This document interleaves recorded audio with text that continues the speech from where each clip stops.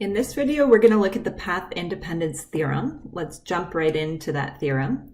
So theorem says the line integral along C of something that looks like a vector field dotted with vector dr is equal to little f of b minus little f of a, where b and a are the endpoints of C, if and only if our vector field is the gradient of this function little f.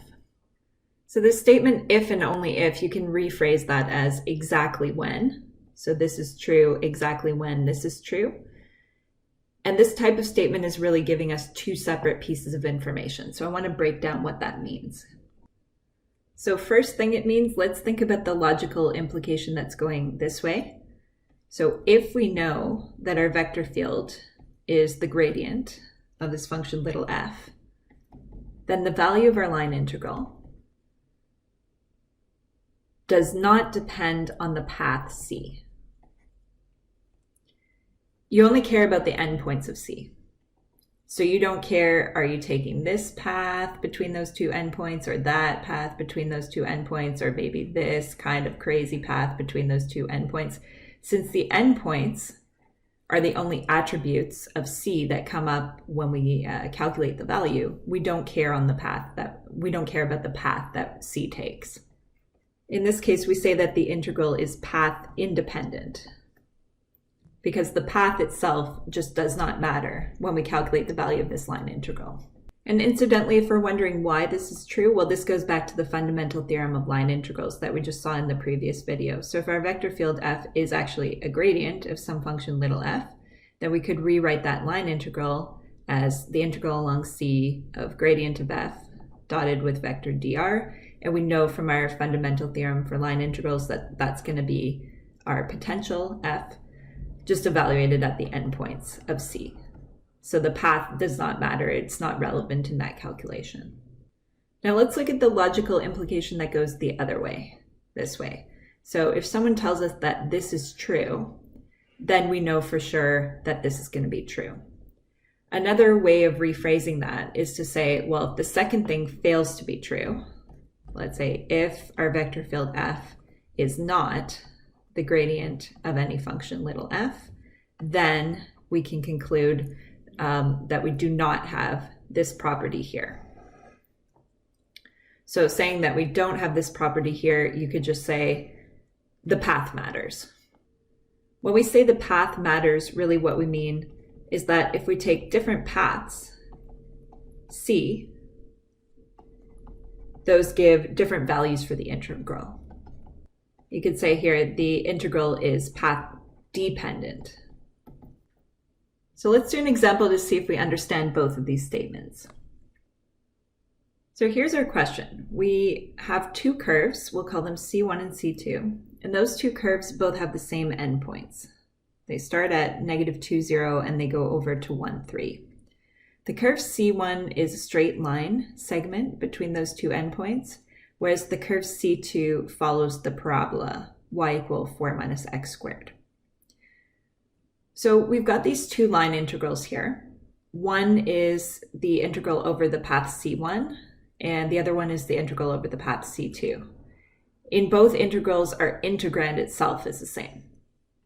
So we're integrating something, but over a different set of points. Those paths, though, have the same endpoints. So the question is the value of these two integrals the same? We should be able to answer that without doing a lot of computation. Well, the answer is going to depend on our vector field. So let's look at this integrand here. This integrand is written in the form f dot dx dy. So let's see if we can just pick out what our actual vector field is. The first component would be y squared, and the second component would be 2xy. So we need to investigate whether this vector field is conservative. If it is, then the answer will be yes. So to check if your vector field is conservative, check whether the partial derivative of your first component with respect to y is equal to the partial derivative of your second component with respect to x. So that's the question we're going to ask.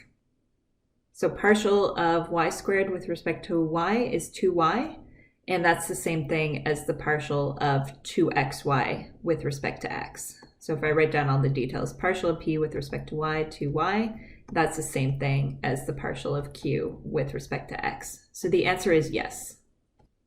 That tells us our vector field is conservative, which symbolically means our vector field is equal to the gradient of little f for some function, little f out there.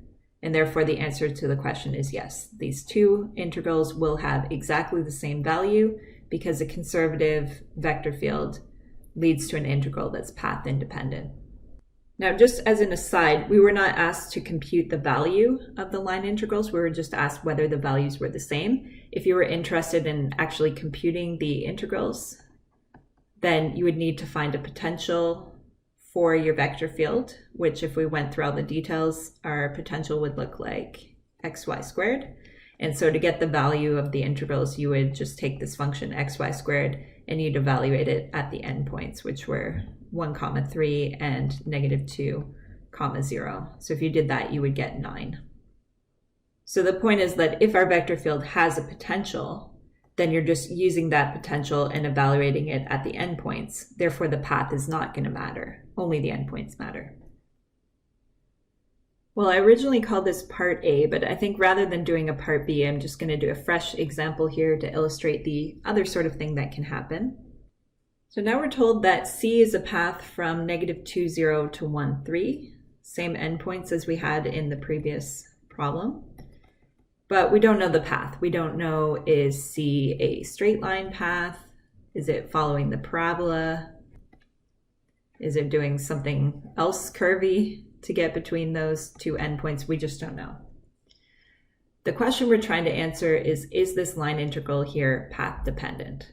So first thing I would do is look at the integrand and understand that that vector field dotted with dx, dy.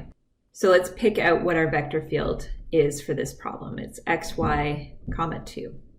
So now we need to check whether this vector field is conservative. If it is, then the integral is path independent. If it's not conservative, then the integral is path dependent.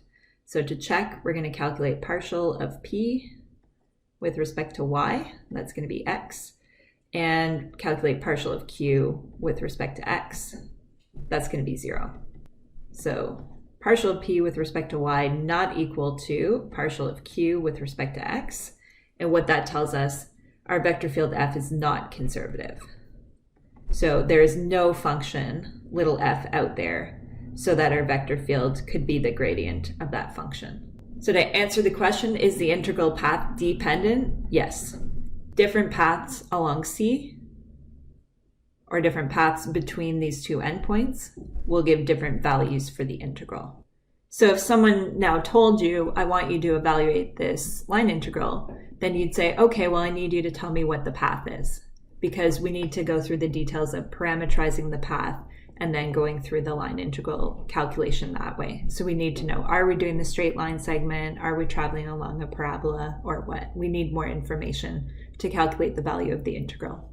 Thanks for watching.